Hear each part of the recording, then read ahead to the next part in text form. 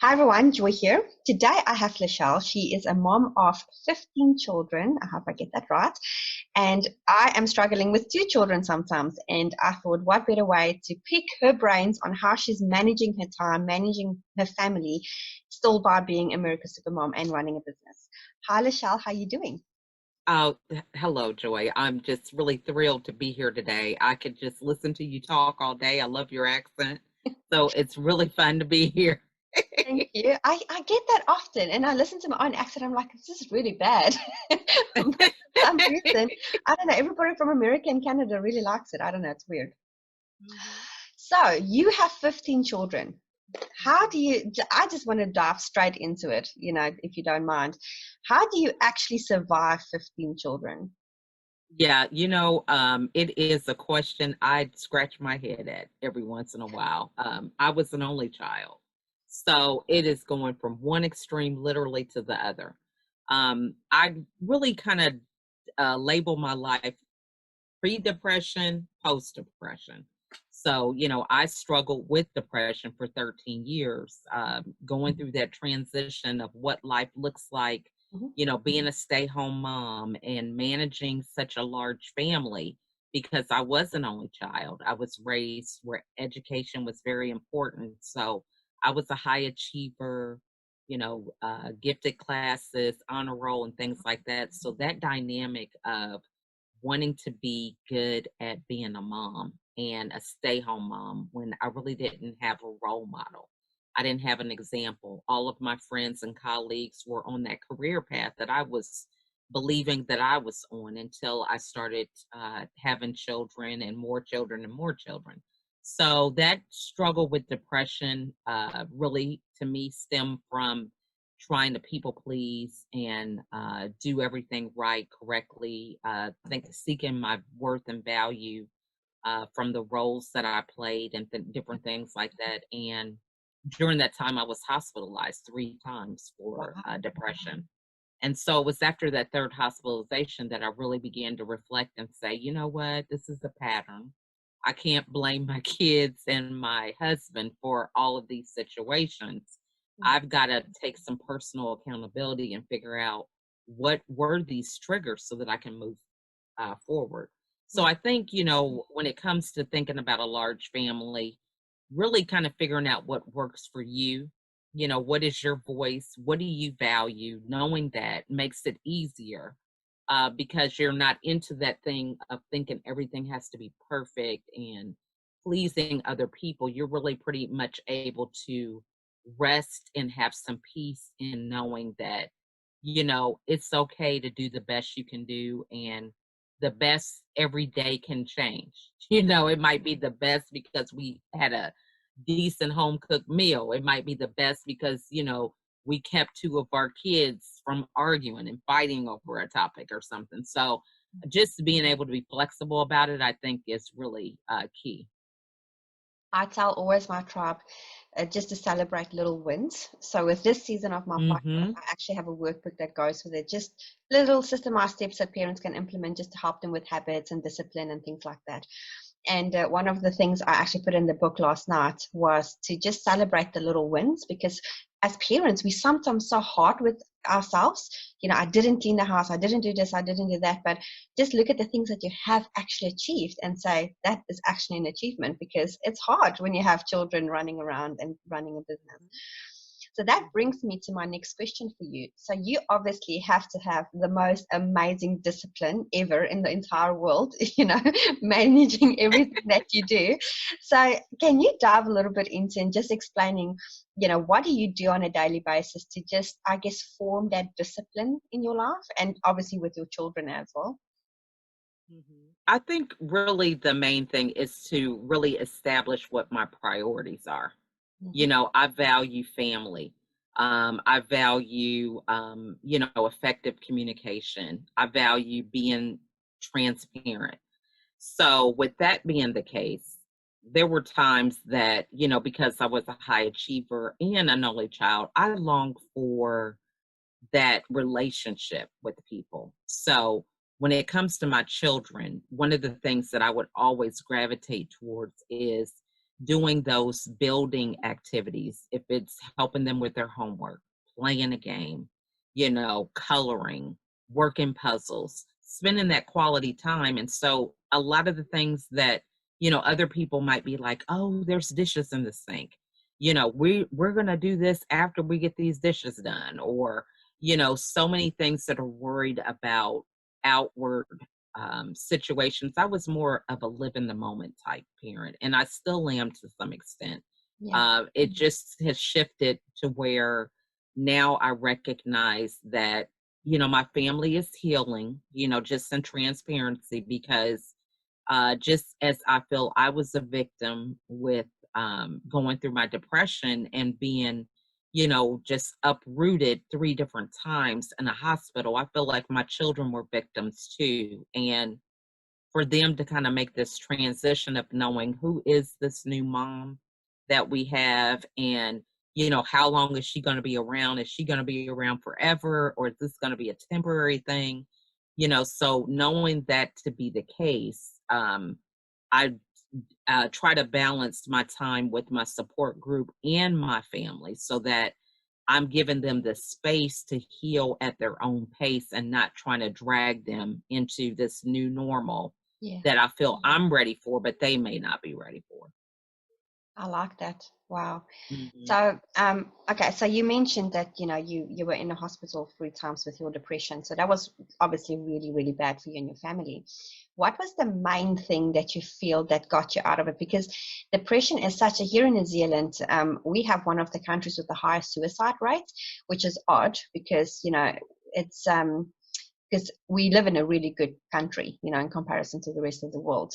But, I'm not going to go into all the reasons behind those things, but just out of a suicide point of view, and it's really hard for people to deal with these emotions when they come up.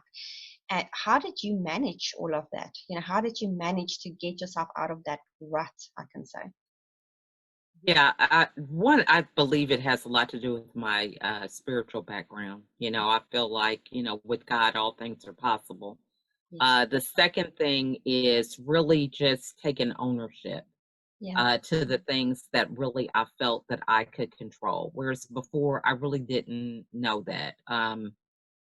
The way I grew up and the life that I was living with being hospitalized, to me, I felt like it wasn't in alignment. It was like, I was doing well, all my life, went to college, got a degree, went into marriage and parenting, and now I just feel like I'm not doing anything right. So this can't not be that everything is wrong. So I think it's really a shift in mindset.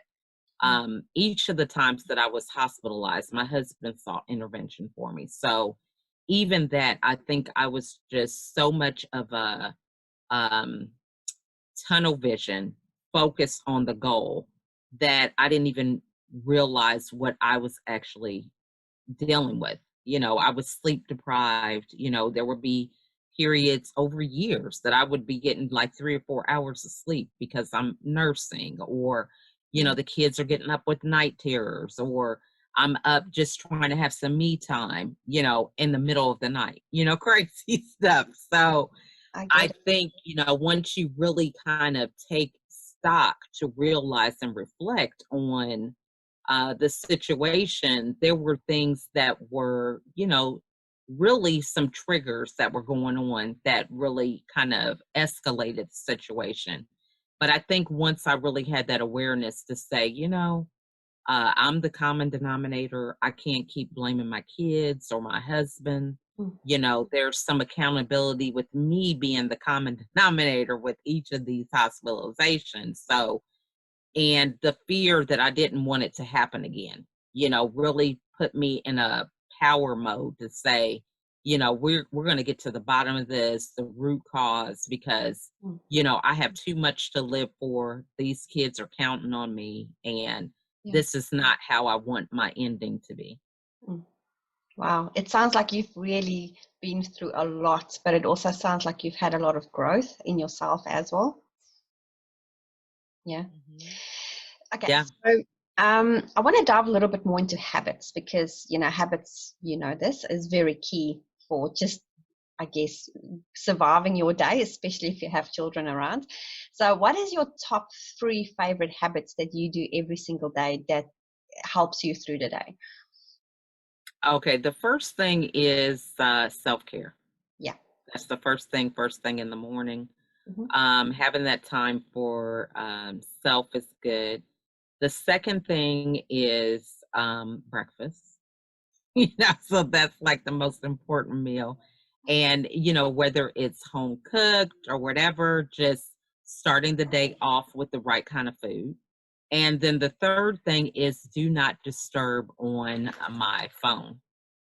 This helps me in the evenings with, being able to shut off Hmm. at a time that's reasonable and recognizing that do not disturb, because if I didn't, I would be answering the phone or, you know, um, doing something else. So I think those three things are good. I want to dive a little bit into self-care, because the very first episode of my new season, I was talking about self-care because it's so important. And it's the first thing, especially that moms throw away. I was the same. I stopped exercising. I stopped doing things, not on purpose. It's just kids took over, my business took over, and I put myself last. And that's the worst thing that you can do, because then everything actually falls, I would almost say, in the pit, in a deep dark pit. Sounds dramatic, but it's kind of, we let ourselves go in the wrong direction. So what do you do to self-care for you? Because I mean, you really have it full on, having children in the house and your business and everything. So how do you take care of you? Because obviously you do it first thing in the morning. So what is that something that you do for you? Yeah, well, the first thing is reading the scripture, so just taking some time to read just one verse, meditating on that, mapping out, the key things that I need to get done for the day. So I try to do that the night before as well, but I'd leave room, when it comes to meditation for spontaneity, so things that come up, new ideas, just something creative, so that I can be able to implement and exercise those. Research, reading, podcasts, uh, journaling, writing out content. Those are pretty much my key things that I do Nice. before I get my kids up. And that's basically it. I'm really pretty much I love to be able to share and do creative things, make posts and stuff like that. So a lot of my self-care, I feel very fortunate, is through the work that I do. Because, it's me coaching other women Mm. and empowering them. It's like creative things. Like I just had this probably was about 6 months ago, but I made a post saying that a mindset shift is thinking of rain as liquid sunshine. Nice. So one of my friends told me that. So just making a post about that because, so many times we think, oh, it's raining. I can't go anywhere. It's a gloomy day. But just making that shift that it's liquid sunshine, it just puts you in a different frame of mind. So just different things that can come up. I like to, be able to implement those. Yes, I love it. That's actually cool. I must remember Mhm. that one. Okay, so the second thing that you said about the habits is, that you do is to dive into your, your no, do not disturb. Mhm. Okay, I bought a book, um, this book. I don't know if you've ever seen this book. It's Oh, pretty the magic of sleep. I've heard about that app, Calm, the Calm app. very good book, and it's quite pretty. I have to just boost this. It's so pretty. It's got all these beautiful pictures in it. But anyhow, Oh, okay. so it's not like Grace. But in this book, they talk about, the do not disturb, and just basically just having a good sleep. Do you feel, and this is, I'm actually getting a sleep expert on my show as well to talk about sleep, because it's really hard. But then it's this whole cliche, because as parents, I mean, I have a 3-year-old that still does not sleep through the night, like ever. And, and I mean, you've been there, probably still is. And this is kind of like, this is great, but how on earth do parents implement this? Especially moms, because I mean, let's be real, the moms are the ones that gets up most of the night. So how do you manage to, because if you don't sleep proper, you suffer. You're not Right. focused, you've got brain fog. And I mean, you can just do that much coffee and meditation to help you through it. And obviously the So scripture true. as well. So how do you manage a day, like when you wake up and you're like, oh, maybe two of the kids were awake, or you didn't sleep, or, and you're really suffering with like 3-4 hours of sleep, and you have it maybe for a week. How do you get through that? How do you pass that? Because you probably walk around brain fogginess. I do. Like, I'm just like, how am I going to do this coffee and, whatever. So how do you get through that? Yeah, I think, one, to be honest, I do not have brain fog at all. I'm a vegetarian. Good. And after my last hospitalization was when I went into being a vegetarian. Ever since I've been a vegetarian, I have not had any kind of brain fog. So I don't know if it has something to do with diet or what. Liquid is the first thing, in the morning. Water, even if you have coffee, drinking water. Yes. Another thing I learned is like just putting lemon in it, or any kind of citrus, like a lime, lemon, even oranges, right, are good to have in your water, so that it's, I don't know, it's a freshener, and also can deal with give you that antioxidant power. Taking naps. So like if you do have that time, being able to shut down, even if it's just for 30 minutes, to take a nap to kind of recruit the day. But I think really the main thing is being able to shut some things off. So what used to happen for me in the past is, if you didn't get sleep, it's like, man, I've got this checklist, all these things have to be done. And you just didn't have a way to kind of prioritize what could and couldn't happen. Yeah. So, and I say that because even if you only did 1 or 2 things on this list of 5, for example, you still had the mental guilt or anguish or something. It just wasn't like, I'm going to do these 2 things and I'm just going to cut it off and I'm going to do the rest tomorrow. It wasn't that feeling. You're feeling like, I could have done that, or, it's not even a good night's sleep because you're worrying about it. So I think really is to begin to reprioritize and think about, there's 16 hours in a day. If you're sleeping the 8 hours worth of sleep, 16 hours, once you start dividing that into your time for cooking, your time for your business, your time with your kids, it's not a lot of time. So I think even just having that mindset is like, you know what, I'm only going to have so many hours. So let me scale back even more, because I think the list that we gather is close to impossible. And we don't really have a time to reflect and say, this doesn't make sense. I have 9 things on this list and I have an appointment today. I have a podcast. I have to edit it and I have to do all this. There is physically no way you're going to do all those things on that list in the first place. Yeah. Yeah. So does that kind of make sense? Yeah, no, it does. I completely, and I'm laughing because I was exactly that a year ago, and I drained myself because I'm like, and then I do the typical thing where I'm getting cross with myself at the end of the day. You did not do this. How can you not do all of these things that you're supposed to do? And I took a few steps back and I'm like, well, the reality is you've got 5, because I have 5.5 hours of children, 3 days or time. If I've got 5.5 hours a day times 4 days, that's child free. That's it. So it's only about 30 hours a week, if that I have to work on my business. That includes no children, and that includes like podcast interviews where you actually need the quiet time and all of that. So it's like, well, the reality is I don't have more hours. Yes, I can create them at night, but it's nice to not actually have to work every single night in your business, but obviously we have to, but you want it to have downtime. You have to look for yourself too. So I'm laughing. So true. And I think another thing is like itemizing that. So like, for me, I have my kids doing the e-learning. So I have kind of completely shut off my business during those times. Now I have my laptop and maybe I can answer messages or share a post or something while they're in class, but anything where it's me recording or doing anything that's a little bit more involved, that's not during school time. So once you kind of make a list of like all the things that you do, then you can fill in those pockets of time. So I lived on my cell phone. That was just how I did a lot of my business, from creating posts to recording podcast interviews. Everything was on my phone.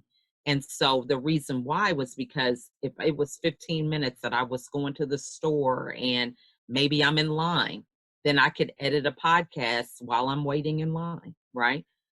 So a lot of my business was on my phone. So once you kind of itemize and figure out things that you can do, then you'll be able to take that time, because we still, even, you know, and I'm guilty myself, will scroll through social media or different. Yeah. And that's the thing, because I actually caught myself, because I'm pretty good in ignoring the social media these days. Like, I'm on Facebook, but I'm not on Facebook, if that makes sense, you know. And I caught myself actually scrolling through posts, which I haven't actually done in forever. And I commented on a few posts, and a friend said to me, she's like, "Oh wow, you haven't actually commented on one of my posts in like months." I'm like, "Oh, okay." It just shows you that if you get into a habit of not actually be on social media every other second of the day. Fun fact: if you spend only 30 minutes a day on social media, you lose thousands of hours at the end of the day or end of the year that you could have worked on your business. Okay.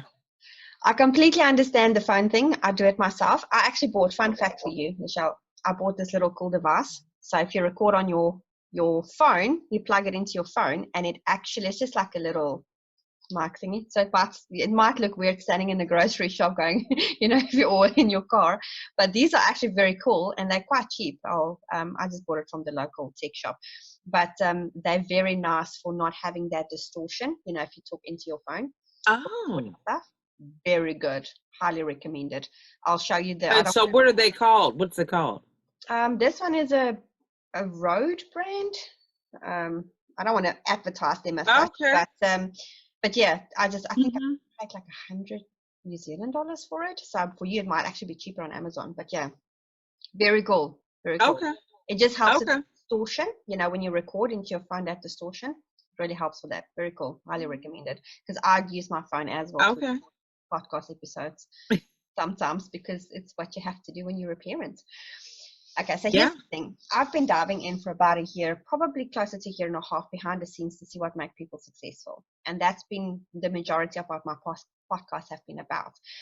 And so I've mentioned now that this season is different. I'm really diving in behind what can make entrepreneurial parents successful, because I really feel that we're a different breed, because we have so much going on. And if you look at like a young person that have no children, or you look at like an elderly person that has children that's not in the house anymore, you know, their time is theirs.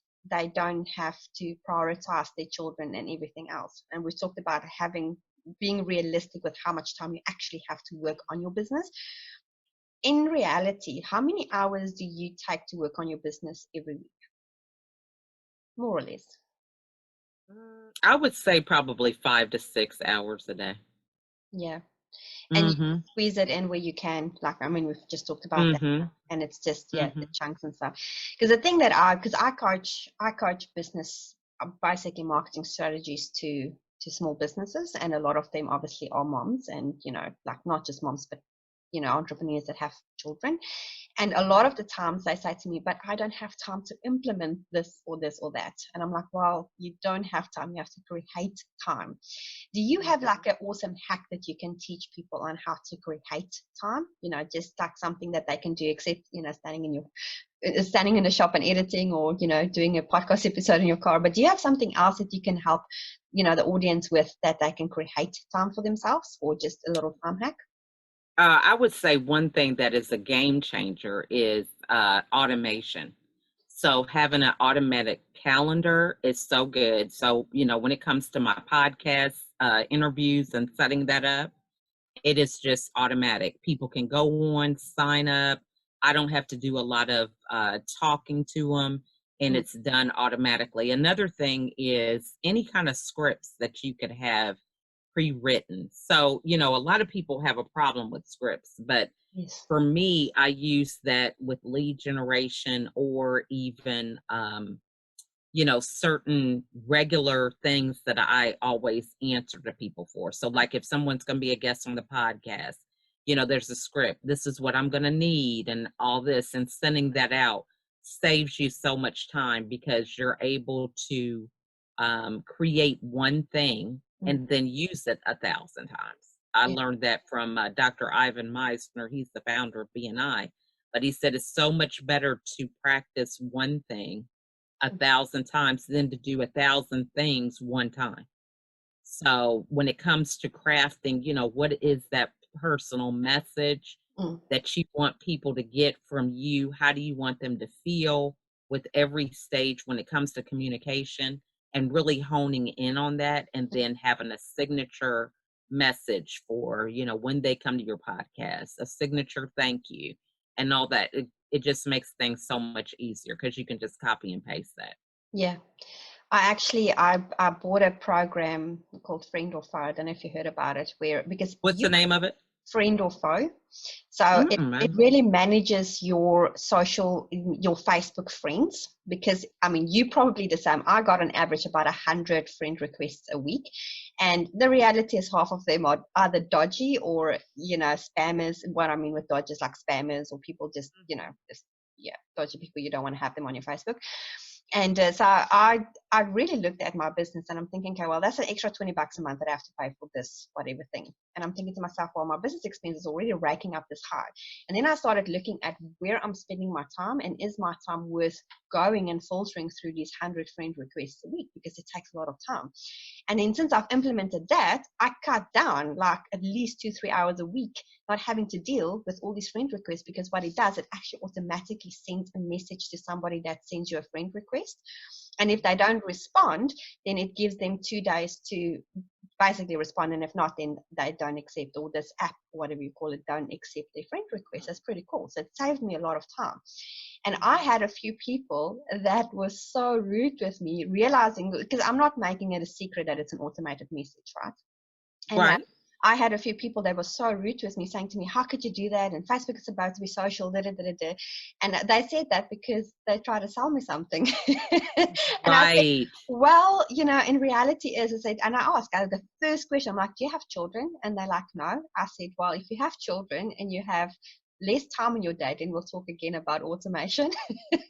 Exactly. So it really helps to have the automation in place. And even when we started talking, I mentioned to you that my Zoom link is automated in the, when you set up meetings, because that's how you just have to do it. You can't do it all yourself.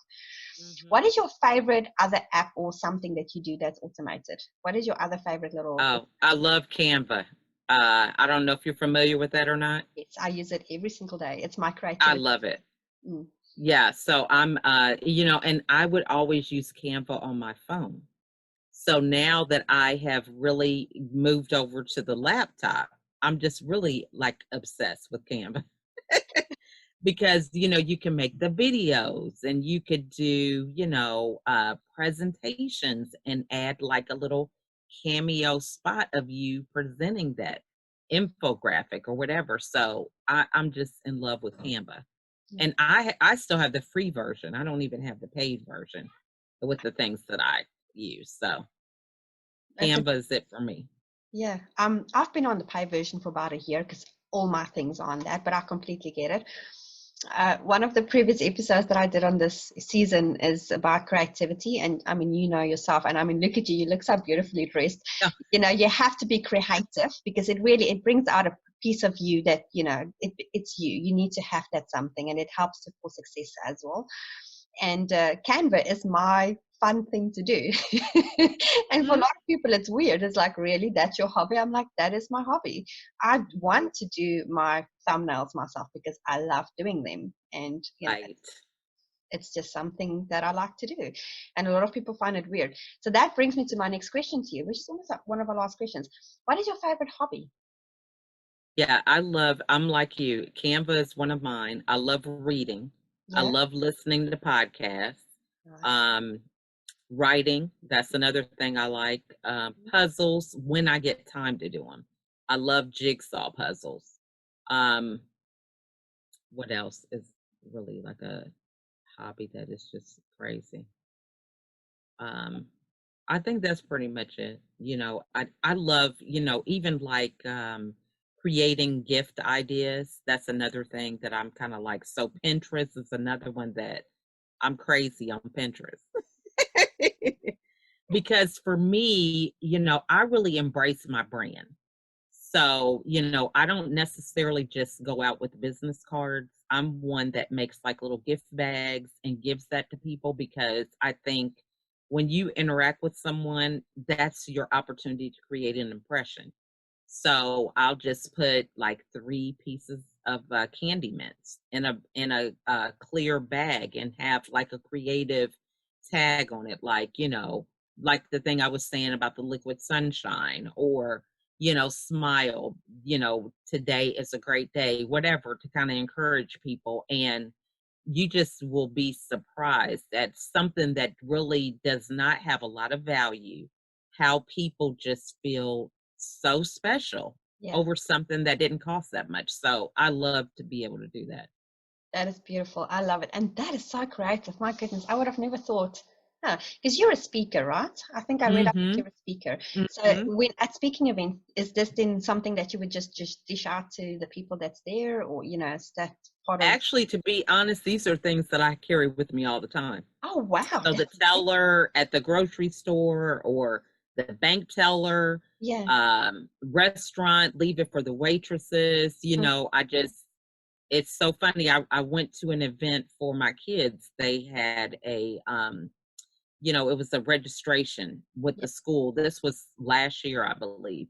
And so we had to go in the room with the counselor. So they had more than one counselor, based on the alphabetical name of the children.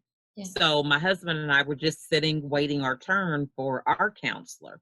And so the lady just was talking to us, and we were talking about the number of kids we had. And so she asked us each what we did. And so, we told her, and then she said, "Are you the lady that gives out those gift bags?"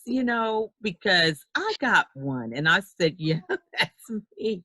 And so I just was so excited about that because, I don't remember giving it to her, but she remembered it, left an impression. So you just never know what kind of joy you can bring to somebody, Yeah. when you do that.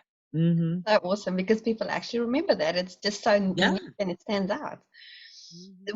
When you go and okay, sorry, I have to go off topic here because I'm more curious about this. I think more for me than for my audience. But when you go for speaking events and you go and speak, what is your most favorite moment when you go and speak? I think really just being able to share my story. There's something about being able to be transparent Yeah. that just really tears down walls with people. And I try to be so, what's the word I want to say? I don't sugarcoat it. I just go for the punch, immediately. And I think, we don't really have a lot of time. Exactly. People just think that, oh, I'm going to get to it one day, or, is it really possible to really change? There's so many different extremes of us thinking and really creating our own mess a lot of Mm. times that we're in, that I just get right to the point with people, because when you're able to be transparent about your story, then you could spend that time necessary to build them up Mm. and to explain to them how their story is similar to so many different people. So even now, like a lot of people who they might not have understood that I attach my worth to the things that I did. But now, because we're in a global pandemic and you have somebody who's been on their job for 25 years, that's all they've known, that job is eliminated. Now they understand that their worth and value was tied to their position. Mm. And so now they're in a position to be able to understand that. So I think there's so many different ways that we are having things in common. Mm. But to me, I think when I'm able to share my story, I'm able to share it in a way that people can see the similarities in a story about depression, Yeah. because they're like, man, I didn't consider that. Well, yeah, because I am scrambling right now. I Mm. do feel like, how am I going to relearn something? I've been doing this for 25 years. What am I going to do with myself? I feel like a failure to my family, and how can I be strong because I'm really scared about what tomorrow holds? So being able to relay that in a way where everybody is not ashamed or feeling bad to talk about real issues that we all face. Yes. I love that. Wow. Mm-hmm. I love listening to you. I caught a few of your go lives the other day, and I was like, I need to make time for them because they're so inspirational. And I love the fact that you like read something from the scripture on each of them, and it's just really awesome. What is your favorite scripture verse? Do you have one? Okay, I'm assuming there's lots, but what is the one that gets you through a day? I would say, be still and know that I am God. Because it's an evolution. So even when I do my scriptures, I just want to remind people that the Bible is there because we all need improvement. So just because I say, okay, I'm gonna take this scripture, we're gonna dive through it, that doesn't mean I've done everything right or I don't have anything to learn.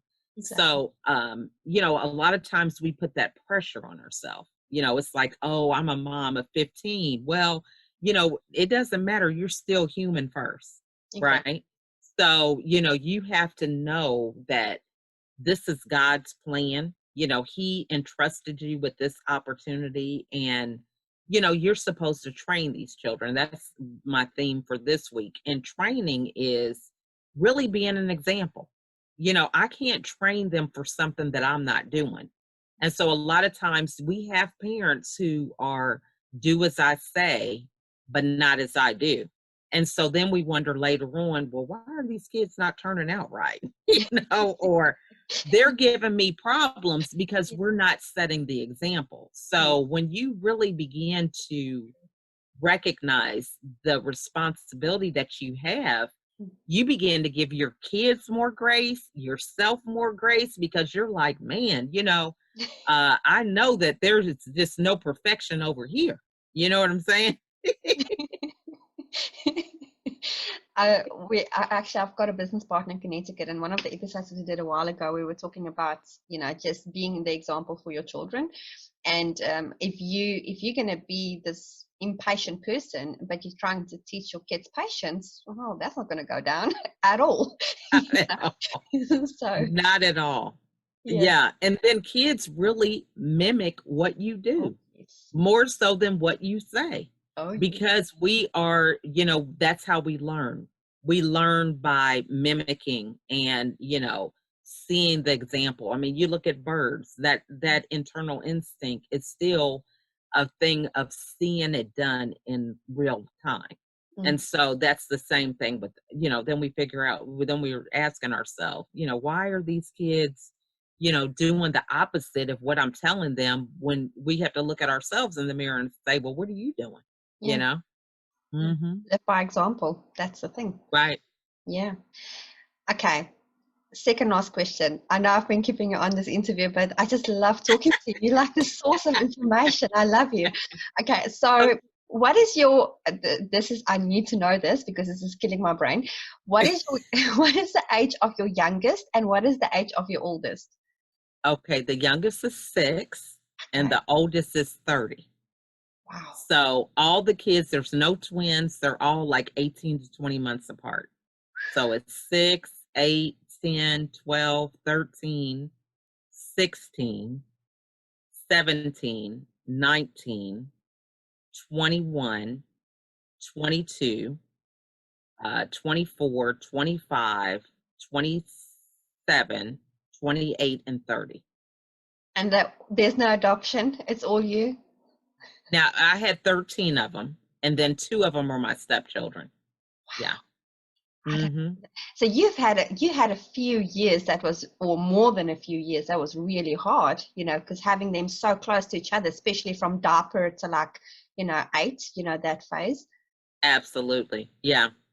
So looking back, I know even now when people, say how many kids, I mean, it's like, I wish I had the mind that I have now back then, because I think I did miss a lot of time to enjoy my kids because I was so task oriented. That's just like, I was that stay home mom, but, then I still had the pressure of things being done a certain way.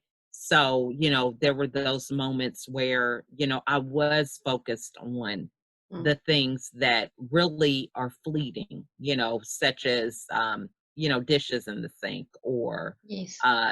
dinner not being served at the same time every day. I mean, that kind of stuff. But now I'm just in a different space. And I think also really being able to let my kids be themselves instead of thinking, okay, all of them are going to be on the honor roll. All of them are going to be doing the same thing. We're going to have standards and they're all going to follow them.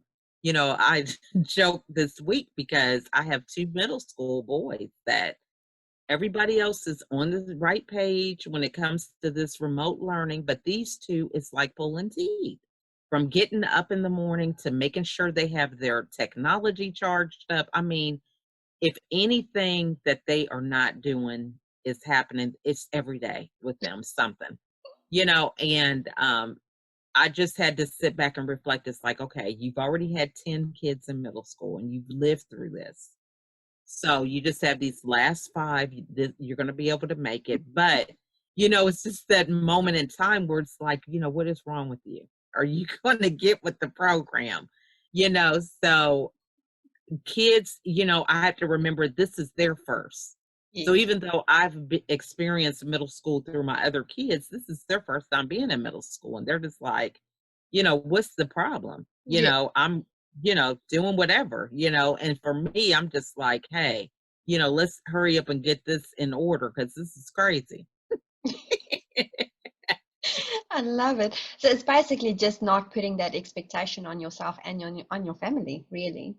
Just lowering your expectation of what you think that they are capable of. Because I have to, I've got he's almost 7. He's 6 now. He's turning 7 in a couple of weeks. But for me, it's just reminding myself he's only 6. And I've got a 3-year-old that's very intelligent, like very clever. He's already doing maths and things. But the thing is with that is he challenges me a lot.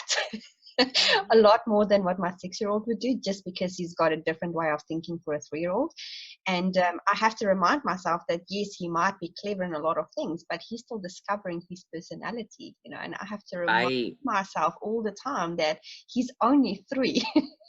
So he might not right, think like a 3-year-old, but his personality is a 3-year-old. And it's me lowering my expectations. And I've noticed that since I've been lowering my expectations with what he's capable of doing, as just not fighting to pick up toys and just like, oh, let's do it together, get it done quicker type thing. It does help a lot. So I'm glad that you mentioned, yeah, it's a good one. yeah. So, And I think when we do lower our standards, I think it's really, I call it riding the wave. So, I had a situation a couple years ago where, at the end of the school year, they have the awards day. So, of course, we're going to, I don't know how many different award ceremonies for each grade level.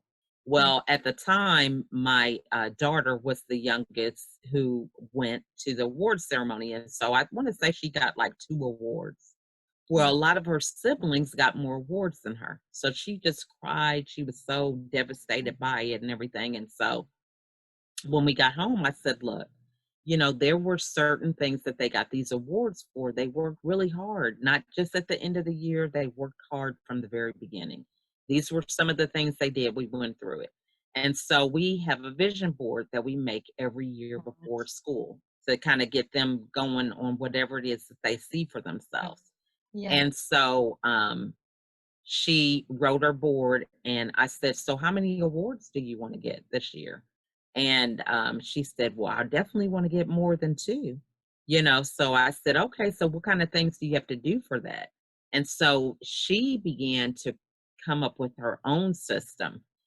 So when it was time for homework, it's like, Faith, now how many awards did you want to get? Remember, when you want to do that, you have to do those things even when it's not comfortable, you're not feeling good, because you're working for something that you're going to get later on. And so that's really what I'm working on. Even now, doing this remote learning, we have a chart where, I value being on time. I Mhm. value doing your work diligently, having your supplies, And so they get rewards, they get little stars each day. We monitor that daily. And at the end of the day, if they have so many stars, they get something out of the treasure box. And then weekly and bi-weekly, we have bigger things that they could lead up to. But with that, it's not me nagging them. It's just them saying, you know, and they will have their own peer pressure. So some of them will look and say, hey, I've got 5 stars. You only have 2. You better do your part or whatever. So they do that more so than me being the one, you guys, come on and do this, do that. They just are self-led to do it themselves. So I call it just riding the wave, and, you know, whatever it is that they already feel instilled that they want to work towards, helping them create an action plan so that they can accomplish it. And, you know, it goes a lot better that way. Yes, we also do the star, and we also have our version of a treasure box is just a bag of toys that they can randomly pick something from. But yeah, we do exactly the same. And that's actually how I trained both my kids on potty training, is rewarding them with stars every time they use the potty. And, you know, and it was a very quick process because it's just that reward system. It makes them feel good, you know, and it saves your pocket to buy something every time, and you don't spoil them because you give them like 10 stars before they get something. Exactly. Yeah, I love that. It's so awesome. Last bit of advice. So if you, because this podcast is also for entrepreneurial parents that have either not yet started a business, or they're still thinking about starting a business, or they're really struggling with their business. So if you have any advice for them, what would that advice be? One is to create time for your business. So schedule it. So just like I am adamant about self-care, I'm the same way for my business. It's not going to happen wishing it and all that kind of stuff. You have to actually make time. So, you know, scheduling, making calls, doing leads, follow up, things like that, because nothing is real unless you write it down and begin to take the time for it. Following up with people, that's a good thing. You don't have to necessarily follow up with this formal system, you know, of email or something like that. Like I said, I use my phone a lot, so I go through Facebook Messenger. So usually I have a theme for the week. And so it might be something like this week is to train. So it's reminding us about the things that we need to do and practice and being an example, right? So I may have just a quick sentence on, you know, have you trained today? Or what are some ways that you can train others today? Or what kind of posts could you share with someone about training? You know, so I may ask these questions, and maybe it's a video, like a 1-minute video through Canva, or I'm asking just the question. So I'll say, happy Monday. Have you trained today or something? And so I'll send that to the people that are active on Facebook Messenger. So if you're on Facebook, you can go through Messenger and it'll list all the people that are active. And so you can send that same message to somebody. Now, you know, you also can add their name. Hey, Joy, happy Monday, you know, and send that same message. So then Tuesday comes. Well, maybe there's somebody active that you didn't reach out to on Monday. So then you say, happy Tuesday and send it through Messenger. You know, so these are quick ways that you can follow up. Sending people a voice message on Messenger or through LinkedIn. You also can do video messages. So just something saying, hey, hadn't seen you in a while, or I really liked your post that you shared this week. That my takeaway was whatever. And you will begin to really increase your following, because what happens usually is people are like, oh, that was creative. Well, let me go see what else they're doing, you know? And so then next thing, they're looking at your profile, if you have anything going on, you know, so this is how it starts. Yeah. I love when you say the video. I have a Facebook friend, and we've known each other for a few years now. We used to be in the same affiliate program a couple of years ago. and he's got this quirky way of sending people songs. He's got a really Oh, good singing voice, and he loves country music. So he would just do like literally a 15-minute thing from a song, and he will go, "Ah, Joy did it," and he sings this song. And it's like, "I hope you have a great day." And I right, always, and he doesn't send it a lot. Like I get one like once every 5 months or something, but I always remember them because it's like, who does that? Oh, he does that. You know what I mean? right. It's quite, but yes, it's definitely, I like, and the thing is, you don't always have to feel salesy on your messages. It's just keep in touch. That's really it. And people, like I said, people So will true. actually go to your profile and go check you out. Yeah. And I think the other thing, even with him doing that singing, is you feel like you know him, Yeah. because that's not something that you would associate a salesman doing Oh, or some other business person. You're like, man, that's Joe.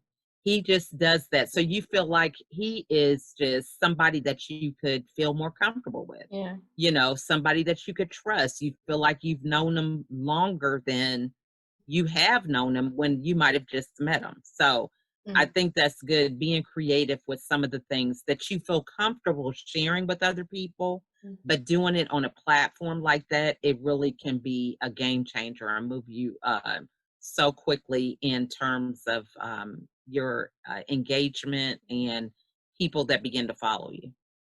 Definitely, I completely agree. Hmm. And I mean, when you start out, you know yourself, there's no better way than to get organic traffic. And that's one of the best ways to do it, is just not sell things, just interact and be sociable. That's what it's for, right? Hmm. Social media, sociable. Hmm. Hmm. Michelle, this has been fantastic. Wow, it was a long interview. I almost feel bad taking all your time. I really, really appreciate you a lot. Where can people get a hold of you? How can you help them? Can you please give us a little description on what you can do for people and where they can reach you? Absolutely. So I can be reached on any social media platform. I do have a YouTube channel and I am a podcast host. You can find me under America's Supermom or LaChelle Adkins, either one. The programs that I have are monthly. I have a masterclass with Fresh Start, which is the 5 pillars that I've used to overcome depression. So it's basically foundational program to help people get that jump start on where they want to be in terms of starting the road to be a better version of themselves. I do have workshops, master classes, but a lot of those things you'll find on my different platforms. Um, Let me see. What was the other question you asked me? Just really where they can find you. So what we'll do is we'll make sure that we drop all your links on the bottom of the episodes.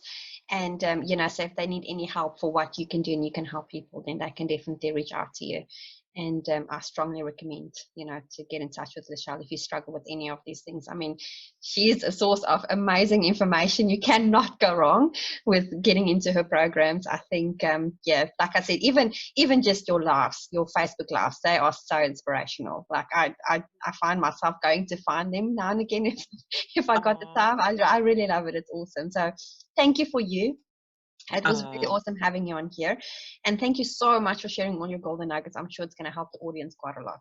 So, yeah, thank oh, you. thank you for having me, Joy. And I'm so glad we got connected. We've been delayed, but we finally made it happen. So I'm really honored to be here. And anytime that you need me to come back, I am open to doing so. That sounds fabulous. I might take you up on that. Thank you so Okay. much. Okay. Bye. All right. Bye.